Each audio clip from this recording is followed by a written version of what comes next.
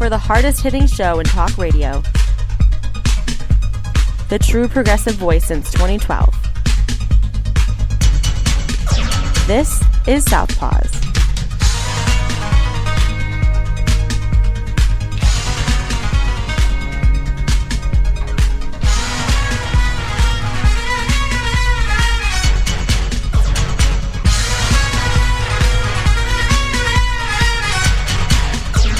And welcome to Southpaws on the Pacifica Radio Network. We are the leaders of the revolution. I'm Darren Gibson. Donald Trump could face indictment in Georgia really soon over his efforts to overturn the 2020 election. That would be another warrant against him. There's an article, special counsel got a search warrant for Twitter to turn over information on Donald Trump's account. So we'll talk about that. We'll have to talk about the election that just happened in Ohio on Tuesday of this week, where the voters said, you know what, Republicans, we don't want you to make it harder for us to change our state constitution. You can just go ahead and take that back where you got it from. We also have a Hammer Time Award today, plus as Ottawa County turns, it's going to be a good one. Plus some other stories that we hopefully will have time to get to. Before we start with today's topics, a couple of reminders. You can follow us on social media by going to facebook.com/Southpaws Radio Show. You can follow us on X, the former Twitter, at Southpaws Radio. You can follow us on Tumblr at southpawsradioshow.tumblr.com. You can follow us on YouTube and Mastodon by doing a search for Southpaws Radio. You can become a patron of the show by going to patreon.com/Southpaws Radio. You can listen to the show anytime at Apple Podcasts, Spreaker, Stitcher, Google Podcasts, Podcast Addict, Podvine, and Pandora by doing a search for Southpaws. Once you found our logo, you found us. We send links to our weekly episodes to our Facebook, X, Tumblr, YouTube, and Mastodon accounts. You can listen to us on Global Community Radio Channel 1 every Saturday night at 11 Eastern. And you can listen to us on great Pacifica stations, including KCEI in Taos, New Mexico, and KZGM in Kabul, Missouri. And we want to give a special shout-out to our friends at WMTB Low Power in Florida for carrying last week's show. We greatly appreciate it. Before we get officially started with the topics today, I have a little personal gripe that I want to get out. Now, I'm going to appeal to anybody that's listening out there that's a business owner. Let me just ask you this question. If you bought a piece of technology that didn't work as advertised, 100%, did not work the way it's supposed to be, and there's been flaws in it, are you going to get rid of the technology, or are you going to fix the technology, or are you just going to leave it in place? Most people would say, well, we're going to fix it, and if the fix doesn't work, we're just going to scrap it and get something else, right? Not McDonald's. Oh, no, not McDonald's. McDonald's, by admission of one of their own store managers, uses a technology to basically figure out where your car is in line in the drive-thru. So when you order your meal, you go up to the speaker and you order your meal and it comes up with the total. It wipes out the menu and it'll clear when your car moves forward. Well, sometimes that doesn't work because of traffic jams in the drive-thru. So the next person will pull up behind somebody and they can't see a menu board. I know the argument's going to be, well, McDonald's, nothing changes on the menu. Well, that doesn't matter. I want to be able to see the prices because different McDonald's across the area have different prices on different products. Case in point, for those of you who live in the Grand Rapids area, if you go to Cedar Springs McDonald's, you will notice that prices there are cheaper than they are at the Rockford McDonald's, which is about 8-9 miles away. If you go to Greenville, you're going to pay a different price there than you will at either Cedar Springs or Rockford. It's based on whoever the franchisee is. They set the prices within the parameters that McDonald's sets for them. So I had this issue come up. I pull up to the menu board, try to order. Menu board doesn't change back. I tell the person in the drive-thru, I can't see the menu board. Oh, there's nothing that we can do about it. Well, what do you mean there's nothing you can do about it? That's your excuse? So I just said, forget it. I'll go elsewhere. Then I got stuck in the drive-thru because the idiots in traffic can't move out of the way. They can't get their cars closer. They can't move their car when the person in front of them is moved because they're busy either on the phone or daydreaming or whatever is mentally wrong with them. Just saying. So I'm stuck and I'm getting hot, hotter by the minute. So I leave, and I'm hot when I leave. I left burn marks in the pavement. I really did, folks. Call up the store. I'm like, okay, I'm going to get satisfaction one way or another. Call the store up, talk to the manager, told her what happened. She said, yeah, it's the technology that they use in the drive-thru. It's supposed to notice how far your car is. Once you leave the drive-thru, then it'll reset. Sometimes it doesn't work. This is a problem that McDonald's has known about for years. And I'm like, they've known about it for years and they haven't fixed it? Well, in order for us to fix it, we'd have to tear up our parking lot, which means they'd be closed for a while, at least drive-thru. They'd only be able to serve people indoors. Of course, they don't want to do that. You know what I'd do? Within a week, I'd have it dug up.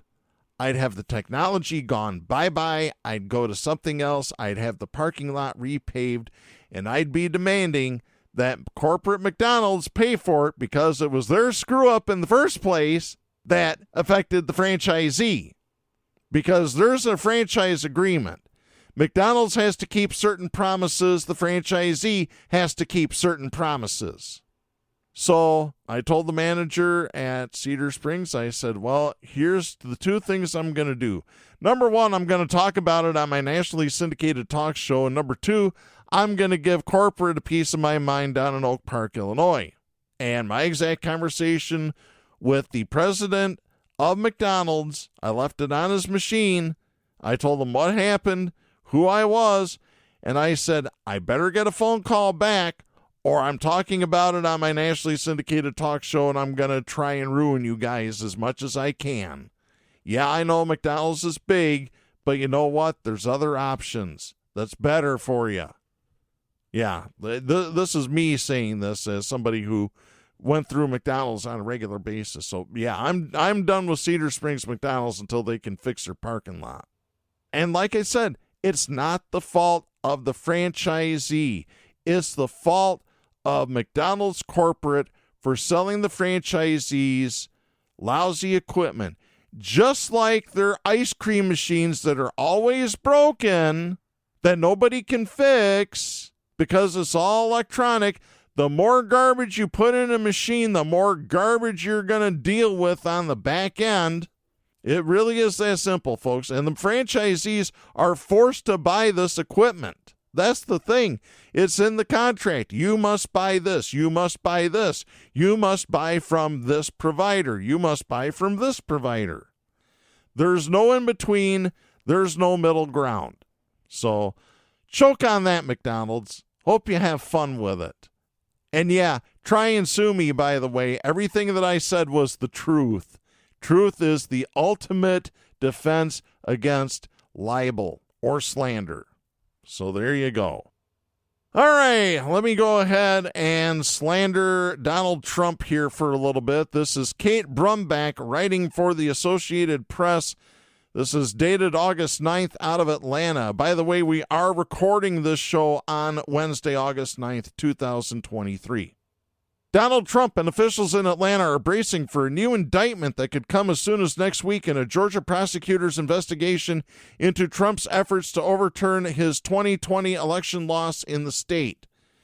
Yeah, they've been putting up barricades around the courthouse because they know it's coming. Fulton County Sheriff Pat Labatt has said he's in meetings every day to prepare for a possible indictment. In anticipation of potential charges, his deputies erected barriers last week along the block in front of the main courthouse. The street was closed this week, and parking is prohibited on nearby streets. Those measures are to remain in place through the end of next week, according to the Bat's office. Trump has said he expects to be indicted a fourth time by next week and has begun stepping up his criticism of Fulton County District Attorney Fani Willis, who has spent 2 years leading the election probe into Trump and his allies.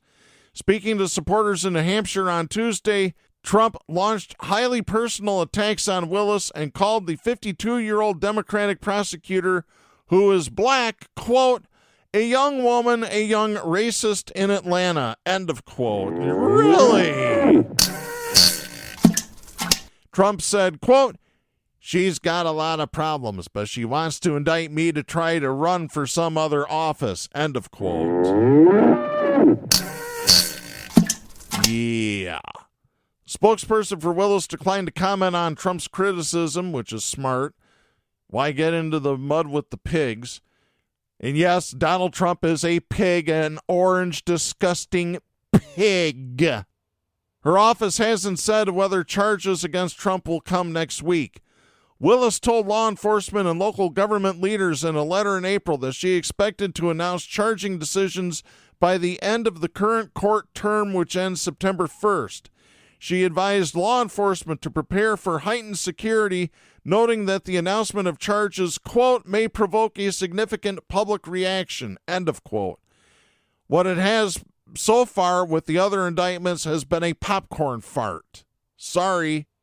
A few weeks later, she seemed to narrow that window further in a letter to the chief judge of the county superior court. She indicated that she planned to have much of her staff work remotely for most days during the first 3 weeks of August and asked that judges not schedule trials and in-person hearings during part of that time, notably on the days when grand juries meet. 2 grand juries were seated last month to serve through the end of the court term, one meeting Mondays and Tuesdays and the other meeting Thursdays and Fridays. Both of those grand juries have been regularly churning out lots of indictments in criminal cases unrelated to Trump, meaning it's unlikely they've had time to hear evidence in the election investigation. With the window Willis indicated to the chief judge closing August 18th and the sheriff's traffic restrictions set to end at the same time, it seems a good bet that an indictment will come next week. If an indictment charges Trump, it would be the fourth to do so this year and the second to focus on Trump's efforts to overturn his presidential election loss to Democrat Joe Biden. And by the way, apparently if you get 4 indictments, you get an extra punch in your punch card, and you get a little treat or something, maybe a little sucker for Trump. Well, then again, Trump called people who served in the military losers and suckers, so there you go. Maybe he'll get a military person. And that's not to dog on people in the military. Don't send your hate mail to me. It's to dog on Trump. But I will tell you this, if you're in the military and you're supporting Trump, let me ask you, are you a loser or are you a sucker? You're one or the other. You might be both.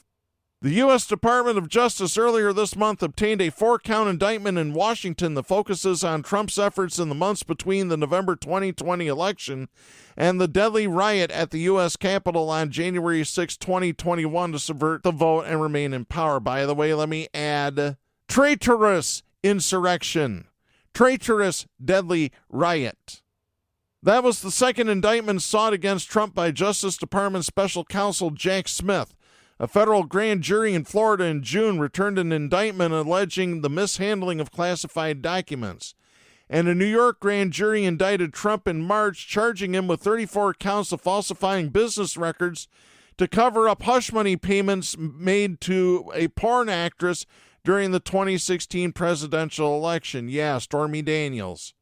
Trump has pleaded not guilty in all 3 cases and has relentlessly rained criticism on the prosecutors in speeches and online, accusing them of launching politically motivated attacks against the clear frontrunner for the Republican nomination for president in 2024.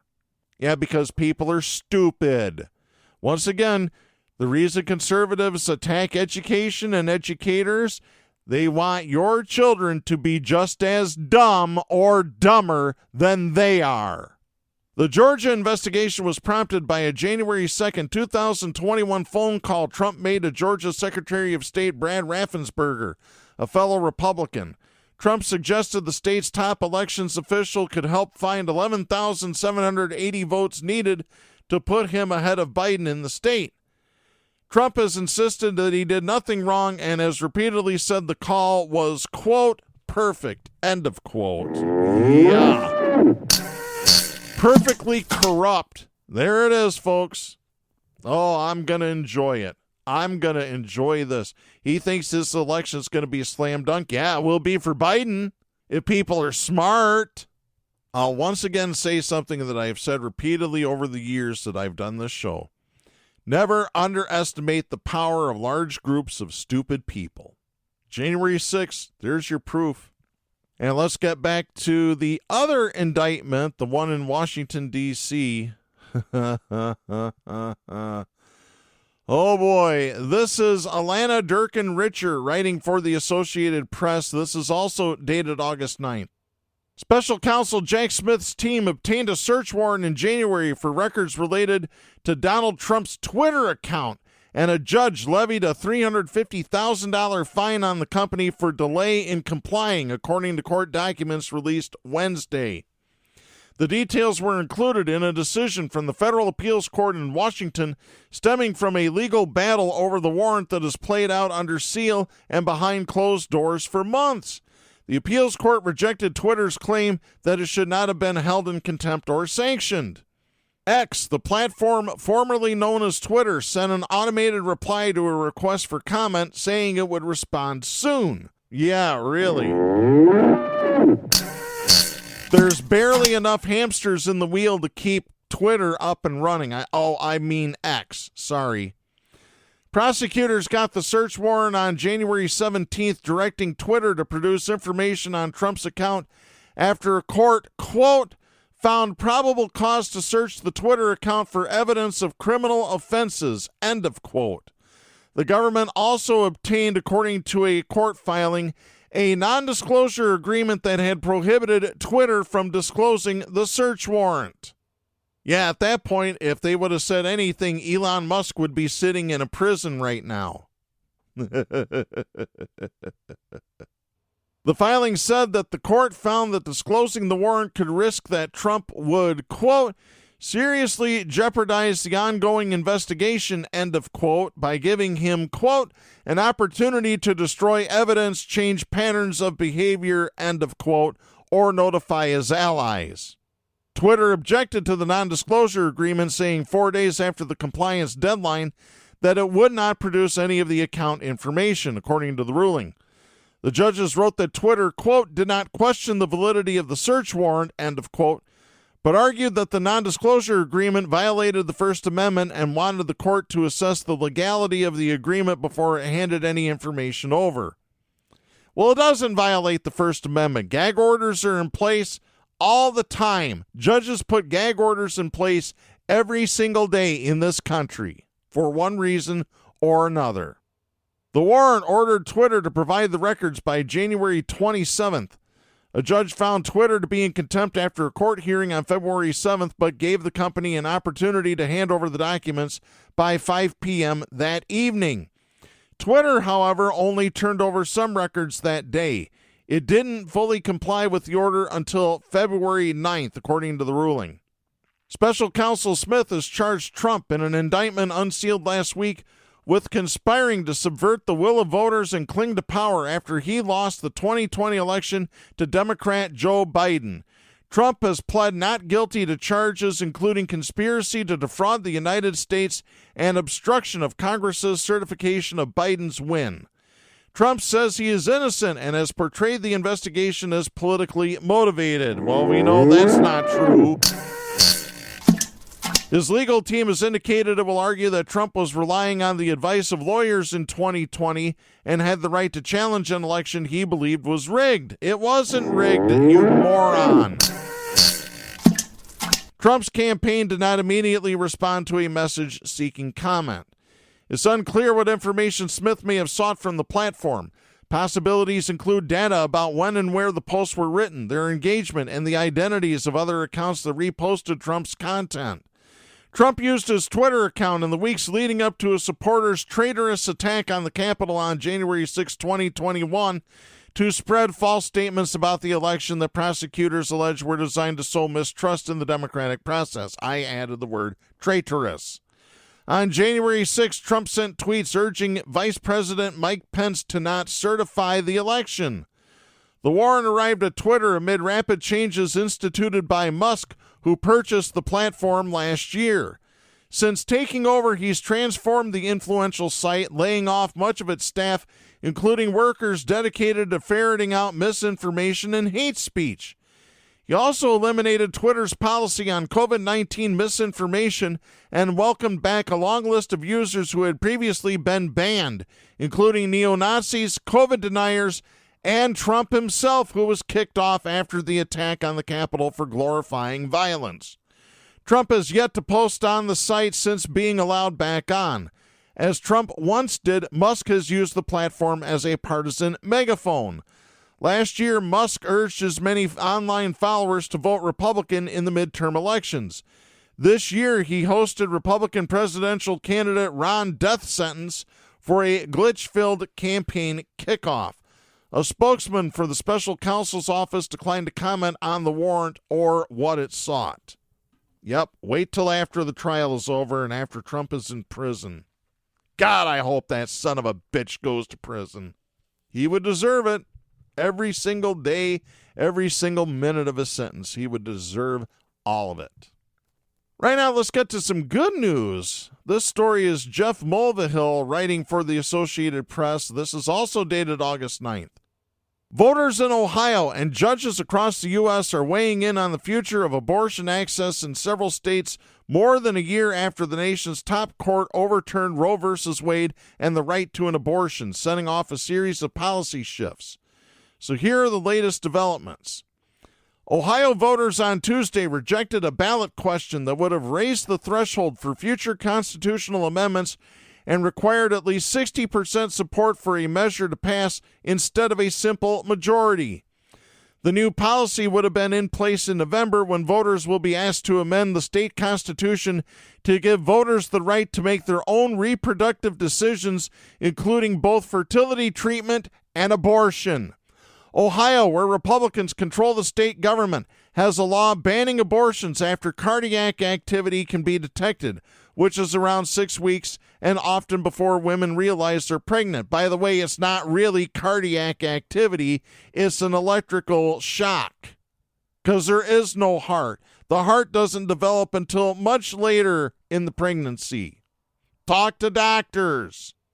Enforcement of the ban is on hold while the courts consider its legality.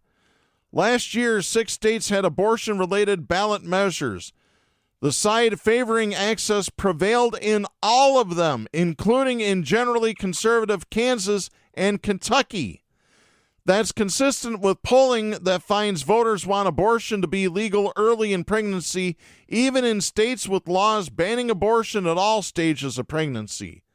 The same Associated Press NORC Center for Public Affairs research poll released last month found that the majority of voters also favored restrictions later in pregnancy when they're in place in most states already. Sorry, I'm for any time whatsoever. Sorry, you don't get to put restrictions on women. Period. End of story. Abortion access supporters are aiming to get protections on the ballots in more states in coming years, and their opponents are pushing back. In Ohio, the Secretary of State last month approved the measure for November's ballot. Days later, 2 abortion opponents filed a new lawsuit asserting that it should not go before voters because the measure does not state which laws would have to be repealed if it's adopted. Well, that's simple. Every law that's in violation of the constitutional right would get repealed automatically. There's also a tense legal battle over a potential 2024 Missouri ballot measure to allow abortion in a state where it is currently banned in most cases. This week, 2 Republican lawmakers and an anti-abortion activist sued, saying the cost estimate that would be provided to voters considering the measure is too low. They argue that the price tag should account for lost tax revenue and federal funds because fewer people would be born if abortions were allowed. Oh, really? What about moving? What if those people that want an abortion move from Missouri because they can't get it and they never look back and they stay in places that are safe, like Michigan, like Minnesota? There, you're losing your tax revenue and your federal funds anyway. I'll just say it, the argument is bullshit. Arizona advocates on Tuesday announced a campaign for a 2024 ballot measure to protect abortion rights. Similar efforts are also underway in states including Florida, Maryland, and New York. Anti-abortion groups want voters to adopt amendments declaring there's not a right to it in Iowa and Nebraska. I can already tell you, those two states, it's going to get shot down. Women are going to get pissed and vote. When the U.S. Supreme Court ruled last year that there's no right to abortion nationally, the issue moved to states and state courts. State laws are tested against state constitutions by judges who in many cases are elected or approved by voters. Most Republican-dominated states have put into place new abortion bans or restrictions, including 15 where bans on abortion at all stages of pregnancy are now in effect. Nearly all the bans have been challenged in court. Most Democratic-controlled states have adopted policies to try to protect abortion access, including Michigan, where it is now in the state constitution that you have a right to get an abortion. Utah's state court this week heard arguments on whether to let the ban there take effect. It's been on hold for more than a year while a lower court considers whether the ban complies with the state constitution. Last week, a Texas judge ruled that the state's ban is too restrictive for women with serious pregnancy complications and must allow exceptions. But the state attorney general's office appealed to the Texas Supreme Court, so the law remains in effect. Yeah, because Texas attorney general is a crook. The wait is on in Indiana, too. The state's 6 abortion clinics stopped providing abortions just before a ban kicked in on August 1st. Advocates for abortion rights have asked the state's top court to allow abortion to resume while litigation over the ban plays out. Not all the pending abortion lawsuits center on whether abortion should be legal. Some focus on the rules about how it is performed, most of them designed to make it harder to access. In Kansas, where abortion is legal for the first 22 weeks of pregnancy, a judge held a hearing Tuesday over a requirement that doctors tell patients that medication abortions can be reversed soon after they're initiated, even though major medical groups say the procedure is unproven and potentially dangerous. It's not clear when a ruling might be made. Earlier this month, the Federal Appeals Court said the U.S. territory of Guam is allowed to require people seeking medication abortions to have an in-person consultation with a doctor, even though the nearest one willing to prescribe the medication is an 8-hour flight away. A federal judge in Illinois this month blocked a new rule the Democratic-controlled state had imposed to penalize anti-abortion counseling centers for using, quote, misinformation, deceptive practices, or misrepresentation, end of quote, to interfere with access to abortion or emergency contraception services. The judge called it, quote, painfully and blatantly a violation of the First Amendment, end of quote. Misinformation is not protected free speech. That's why there's libel and slander laws in this country. Also, earlier this month, in another free speech case, a federal judge ruled that Idaho cannot sanction medical providers for referring patients to abortion services in states where they're legal, and that's good on them. This is unbelievable. Folks, conservatives, the Republicans, evil, violent, conservative traitors want to have total control over every single aspect of your life. Where you go to the bathroom, where you eat, what you eat, who you have sex with, when you have sex with them. Everything. They want to be fascists. They want to be like Hitler and Mussolini during World War II. And I'll just say that. Donald Trump is the reincarnation of Adolf Hitler. And guess what? I have the First Amendment right to say that. All right, if you think things are divided in this country, go to Israel. I have this story. This is Raph Sanchez and Phil McCausland writing for NBC News. This is dated July 31st out of Jerusalem. Israeli Prime Minister Benjamin Netanyahu told NBC News his country is not heading towards civil war, a specter raised by Israel's president amid the deep divisions and mass protests following new legislation that severely weakens the Supreme Court. In an interview, Netanyahu said, quote, "There won't be civil war, I guarantee you that. When the dust settles, people will see this was necessary," end of quote. Really? Netanyahu is another evil, violent, conservative traitor.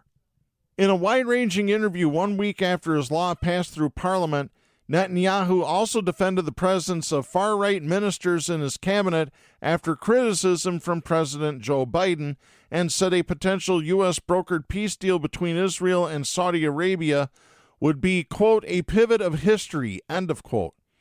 Netanyahu has faced 6 months of unprecedented mass protests by demonstrators who believe that, by weakening the Supreme Court, he is removing one of the few checks on the government's power and is endangering Israeli democracy. Yeah, because that's just exactly what he's doing. The Prime Minister argues he is carefully rebalancing Israel's three branches of government to move power away from unelected judges who he says have taken too much authority for themselves and back into the hands of elected politicians. Yeah, I don't believe that for a second. He wants to be a fascist, just like Trump, just like Putin, just like Xi, just like Kim Jong-un. The argument has left Israel deeply divided, with President Isaac Herzog warning in March of the danger of a real civil war. A poll published last week by Israel's Channel 13 found 56% of Israelis worried their country's political crisis could escalate into civil war. Netanyahu acknowledged the divisions, but said he believed the recent legislation, which removes the court's ability to strike down government actions as, quote, "unreasonable," end of quote, was, quote, "worth it," end of quote. He added this, quote, "I think people's fears that have been stoked and whipped up, I think will subside, and they'll see that Israel is just as democratic as it was before, and even more democratic," end of quote. Bullshit. Demonstrators, Israeli opposition parties, and close allies have said they fear the new legislation is merely the first step on a slippery slope away from democracy in Israel. In an interview with CNN in early July, President Biden criticized the presence of far-right politicians in Netanyahu's cabinet, calling them some of, quote, "the most extremist members," end of quote, he had ever seen. Israeli National Security Minister Itamar Ben-Gvir was convicted in 2007 of inciting racism and supporting a terrorist organization. Finance Minister Bezalel Smotrich earlier this year called for a Palestinian village to be wiped out, a comment he later apologized for after criticism by the United States. Netanyahu's new comments come after months of demonstrations against efforts by his government, the most right-wing ever, to overhaul the judiciary and limit the Supreme Court's power. Netanyahu himself has been on trial in 3 corruption cases. Netanyahu dismissed allegations that his legal woes had motivated the judicial changes, calling the claims nonsense. No, I think they've got some validity to them. Still, his government's effort has roiled Israel, with businesses closing in solidarity with the protesters and former senior officials openly opposing the moves. A significant number of military reservists have joined the protest, an alarming development for the nation's national security. Netanyahu said, quote, "I think it's unfortunate that you've had reservists that are being lined up for something that involves a political debate," end of quote. He added that their involvement, quote, "politicizes the military," end of quote. No, you did that when you did what you did to remove the power of the Supreme Court, buddy.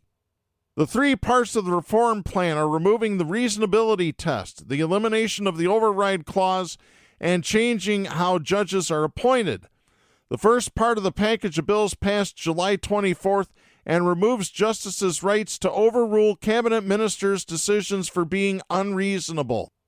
Netanyahu, who has been forced to vacate the appointment of a close ally who had criminal convictions because of that judiciary power, said, quote, "The way that reasonableness is done in Israel has no parallel in any democracy, not in America or in any other parliamentary democracy." End of quote. Really?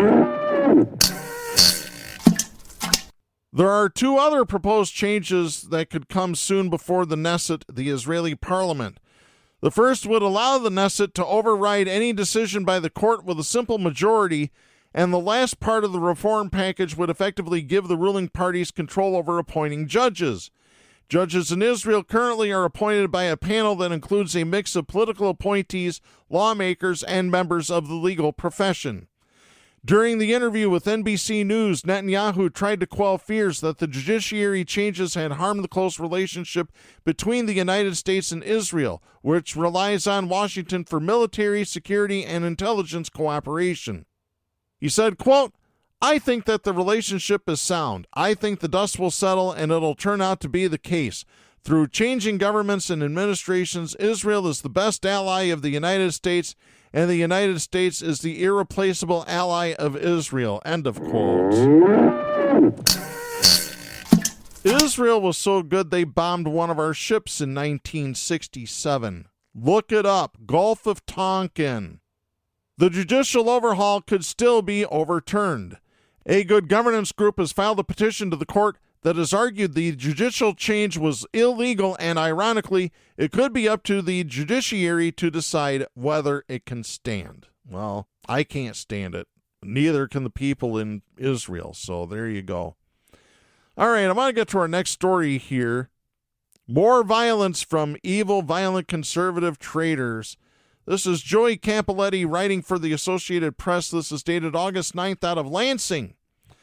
The mother of a 30-year-old Michigan man who's accused of making death threats against Democratic politicians is now charged with lying when she purchased firearms later found in her son's possession. Threats against public officials have become increasingly common in Michigan in recent years.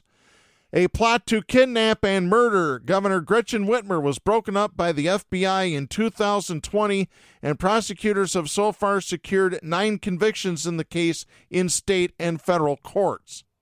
The charges unsealed Tuesday against 56-year-old Michelle Burka come after her son Randall Burka II was arrested in March and charged with illegally possessing guns.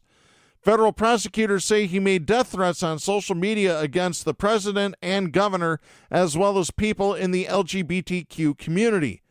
Authorities say Michelle Burka knowingly lied when she bought 5 guns that were eventually given to another person. That is according to an indictment unsealed in federal court Tuesday and first reported by the Detroit News. While the indictment dated August 2nd does not name who Burka gave the firearms to, her son was arrested with 4 of the same firearms in March. Randall Burka II, who lives with his parents, is accused of having written on a YouTube channel that Biden deserves to die, a reference to President Joe Biden, and that he was more than willing to kill Whitmer, a reference to the governor. Randall Burka II was involuntarily committed for mental health care in 2012 and declared incapacitated, which bars him from possessing guns or ammunition. In March, Michelle Burka told the FBI that her son scared her and that he should be arrested and put in prison because she, quote, does not think the mental health treatment is working, end of quote. Yeah, I guess so. At the time, the FBI said Michelle Burka had purchased 3 long guns and 1 handgun for her son. She faces up to 10 years in federal prison if she is convicted. Brian Shearer, a federal public defender listed as representing Michelle Burka, could not be reached by phone for comment on Wednesday. Another Michigan man, Jack Carpenter III, was arrested in February and accused of threatening to kill state government officials who are Jewish. He was indicted in March on a hate crime charge. A U.S. Supreme Court ruling in June made it more difficult to convict a person of making a violent threat, including against the president or other elected officials. The Biden administration had warned that the case could affect the ability to prosecute threats against public officials, which have increased in recent years. Yeah, because guess who's on the Supreme Court? Guess who's running it? Evil, violent, conservative traitors. It really is that simple, folks. It really is. All right, let's get to our next topic. Stop! Hammer time! Uh-oh, it's hammer time. It is time to drop the hammer on the douchebag of the week. We have a repeat winner this week. It's Florida Governor Ron death sentence. I have this story. This is Brendan Farrington and Frida Frisaro writing for the Associated Press. This is also dated August 9th out of Tallahassee. Florida Governor Ron death sentence Wednesday suspended the top prosecutor in Orlando, again wielding his executive power over local government in taking on a contentious issue in the 2024 presidential race. It's the second time the death sentence, a Republican, has removed a Democratic state attorney and follows an investigation that began when a teenager was charged with fatally shooting a television reporter and a 9-year-old girl. During a news conference in Tallahassee announcing the suspension of State Attorney Monique Worrell of the 9th Judicial Circuit, which serves Orange and Osceola counties, death sentence said, quote, "It is my duty as governor to ensure that the laws enacted by our duly elected legislature are followed." End of quote. Really, you know? Yeah. Worrell vowed to seek re-election next year and said her removal was political and not about her performance. She also suggested death sentence's timing was to distract from a stagnant presidential campaign that's faced layoffs and changes at the top as it struggled to regain traction. She said, quote, "He needed to get back in the media in some positive way that would be red meat for his base, and he will have accomplished that today. He replaced his campaign manager yesterday, and I guess today it's my turn." End of quote. Yeah, pretty much. Death Sentence's office began investigating Worrell after 19-year-old Keith Moses was charged with first-degree murder in the deaths of Spectrum 13 reporter Dylan Lyons, Natasha Augustin, and 9-year-old Tiana Major. The girl's mother and Spectrum News 13 photographer Jesse Walden were also shot. Shortly after the shooting, Death Sentence's general counsel said in a letter to Worrell that she failed to hold Moses accountable despite his criminal record and gang affiliation. The governor's office sought Moses's juvenile records, which are usually protected. In his announcement Wednesday, Death Sentence cited other cases and said Worrell avoided minimum mandatory sentences on charges that included gun crimes, drug trafficking, and child pornography. He also said the state attorney's office had a pattern of letting juveniles avoid serious charges or incarceration, and noted the shooting over the weekend of 2 Orlando police officers by a 28-year-old man with a long criminal history. No, what Death Sentence wants to do is he wants to put every nigger in prison. I'm sure that's his thinking. I guarantee it. But Democrats said that Worrell's suspension was politically motivated and noted she is the only black woman in Florida elected to serve as a state attorney. Democratic Representative Anna Escamani said, quote, "This is absolutely disgusting. Her removal is a complete slap in the face to Orange and Osceola County residents and another example of governor death sentences eroding our local control and democracy. This politically motivated action by the governor in a predominantly Democratic part of the state should alarm everyone." End of quote. Yes, indeed. Right on the money.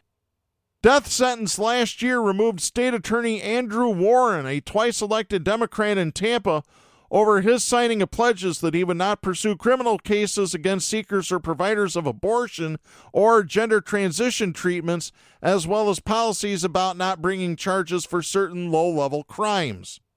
Death Sentence is one of a number of Republicans in various jurisdictions across the U.S. who have called into question decisions from Democratic prosecutors.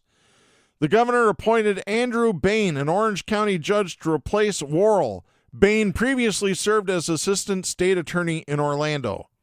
Death Sentence said, quote, "The people of Central Florida deserve to have a state attorney who will seek justice in accordance with the law instead of allowing violent criminals to roam the streets and find new victims." End of quote. Yeah. Bain, a Republican, said the job is quite simple. He said, quote, "We are here to prosecute crimes and hold people accountable," end of quote. Yeah, in a country, and a state for that matter, where black people are put in prison more often than white people for the same crimes. Sorry. Worrell says she knows and respects Bain and wouldn't criticize him, adding that the issue is about death sentence. She said, quote, "Elected officials are being taken out of office for political purposes, and that should never be a thing," end of quote. You know what? Once again, she's right about that. So, to Governor Death Sentence, we have this message for you. Don't be a douchebag! Yeah, you got that right. Hey, Ronnie, it's time for you to hang it up. You're not going to get elected president, and that's just final. Take your stupid wife and your stupid self and go elsewhere. Please. Well, we might as well get on to our next story here. Oh, you know what that music means. It's time for yet another episode. And now, Hoctor and Ramble present As Ottawa County Turns. Brought to you by Nice and Easy. Once you buy it, it's up to you to figure out which half works. I bought it for my ex-wife, and it didn't either. It didn't work at all. It didn't make her nice or easy. Well, she was easy with the guy she cheated on me with. Hi, sweetheart. Oh, good Lord. Let's get to our first story here. This is Mitchell Boatman and Sarah Leach writing for the Holland Sentinel. This is dated August 9th out of Ottawa County. Listen to this, folks. This is the latest in what Ottawa County calls transparency. Listen to this. It's more like opaqueness. Ottawa County's recent hire for senior executive aide is 23-year-old Jordan Epperson of China Township in St. Clair County. Ottawa County Administrator John Gibbs declined to share Epperson's name with commissioners Tuesday, August 8th, saying only that he'd made a hire. He also made a poop, too, and he announced that. So there you go, folks. Commissioner Jacob Bonema asked Gibbs for an update Tuesday on the new position, which was narrowly approved by the board in March. Gibbs said the new hire will start August 21st. The news seemed to surprise Bonema, who asked if the person's name had been made public. Gibbs said he and Human Resources knew the name. Bonema asked when the board would find out. Gibbs said he'd let him know, quote, at any time, end of quote. Bonema asked, quote, how about now, end of quote. Gibbs said, quote, I'm not going to get into that right now. I don't want it to be a public spectacle, end of quote. But multiple county officials granted anonymity to protect themselves from retaliation confirmed to the Holland Sentinel that Epperson has been tapped for the job. Epperson is a former legislative aide to Northern Michigan State Representative Neil Frisk, a far-right Charlevoix Republican who, along with fellow Representatives Steve Cara and Angela Regas, formed the Grand New Party. The Political Action Committee supports like-minded candidates in races for state, county, and school board positions. Frisk and Cara voted against banning child marriage and conversion therapy practices for LGBTQ plus children, though both measures passed. So there you go, folks. These two voted against banning child marriage in the state of Michigan. And Republicans call Democrats groomers. No, we're not the one forcing children to marry. You sons of bitches are. Every single Republican can take their charge of Democrats being a groomer. They can take all those charges and they can stick them deep up their asshole. Frisk has also defended the 16 members of the Michigan Republican Party who allegedly acted as false electors for Donald Trump in 2020, calling them patriots. While there is no allegedly, we have documents with their signatures on it. The question now is, did they commit a crime? According to social media, Epperson is a 2018 graduate of Algonac High School and a recent graduate of Michigan State University. I bet the Spartans are really happy with him, aren't they? Although it wasn't known by publication time what degree he holds, he posted on his Twitter account that he had been accepted to MSU in 2017 and was planning to pursue a major in criminal justice. He's linked to several prominent far-right Republicans in the state, including Frisk and Cara, and former Republican Party co-chair Michonne Maddock, one of the 16 charged for acting as a false elector. Epperson is also linked to Joel Studebaker, the former chair of the Ottawa County Republican Party, who left the position weeks later to become chief of staff for current Michigan Republican Party chair Christina Caramo. She was nominated for the role by Ottawa County Board Chair Joe Moss.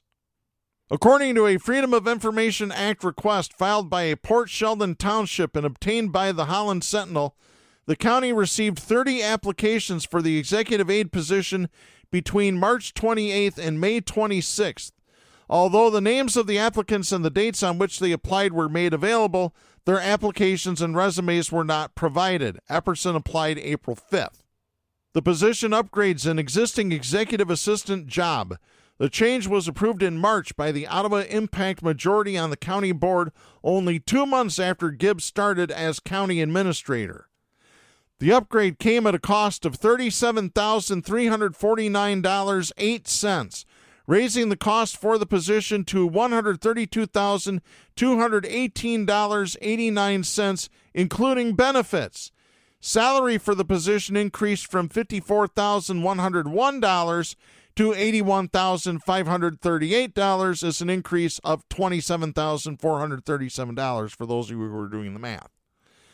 Those opposed to the position questioned what Gibbs would have left to do between an upgraded assistant and deputy county administrator, a position that became vacant in late July after the resignation of Patrick Waterman. Gibbs said the position was made necessary by changes on the board resulting in less consensus. Oh, really? Now, there's an excuse. Holy crap.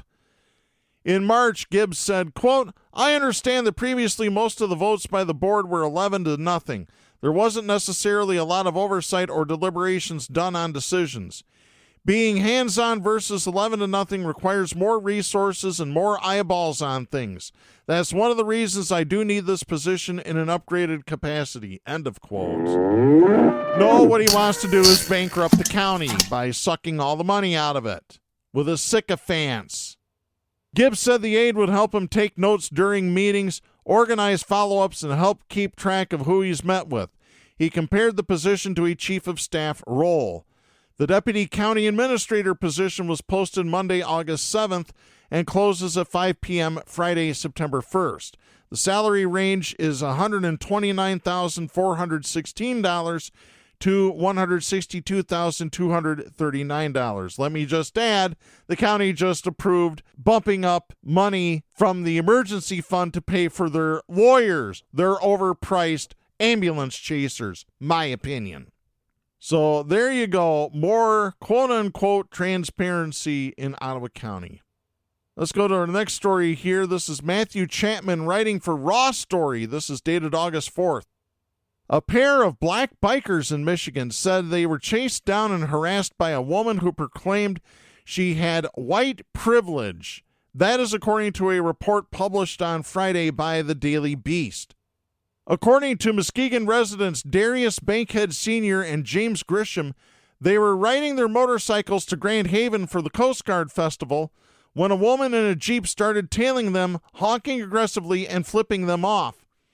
Then when they pulled into a parking lot to try to get a picture of her license plate, she followed them, parked in a handicap spot, then got in their faces and started yelling. Video footage of the incident recorded by Bankhead shows Grisham saying they're from Muskegon and telling her they have already called the police, to which she responded in a slurred voice, quote, "F*** the police. No, you guys are f***ed up. You guys think you can ride your big old bikes." End of quote. After that, she got back in her car and drove off, shouting out the window, quote, "Just remember, I'm white privilege." End of quote. According to Grisham, the pair of them have notified the police of the incident, although the Ottawa County Sheriff's Department has not commented on it. Of course not, because they're busy doing nothing. Hateful incidents of this sort have been recorded all across the country. Earlier this year, a viral video showed a woman accosting a lesbian couple at a Starbucks in Miami, proclaiming that, quote, "You touch children, you rape children," end of quote. I tell you what, I've got the picture of this woman up. So if you go to facebook.com/Southpaws Radio Show, I'm going to post a picture from the screenshot of that video showing the woman's face. If anybody can identify her and provide proof of her identity, you get a Southpaws coffee cup. On me. There's not many left, so you better get to it. I mean it. I don't care. I do not care. If you're going to be a racist piece of shit, you need to have your name on blast. And so there's our stories for today. And you know what that music means. It's time to head on down the road. Until next time. Join us again soon for another edition of As Ottawa County Turns. This program is produced for Big D Entertainment. Stay tuned for the edge of blight over most of these stations. I still haven't seen that episode yet. I really need to get some time to sit down and watch it. We've got one final story that we want to get to, and this has to do with, once again, hypocritical conservatives. They call liberals groomers. Well, when they say something like that, just remember that they're projecting their own behavior onto others. This is Tricia Ahmed writing for the Associated Press. This is dated August 9th out of Minneapolis, Minnesota. A formerly well-connected Republican donor convicted of giving teenage girls gifts, alcohol, and money in exchange for sex was sentenced Wednesday to 21 years in prison on sex trafficking charges. Anton Tony Lazaro was found guilty in March by a federal jury of 7 counts involving commercial sex acts with 5 girls ages 15 and 16 in 2020 when Lazaro was 30.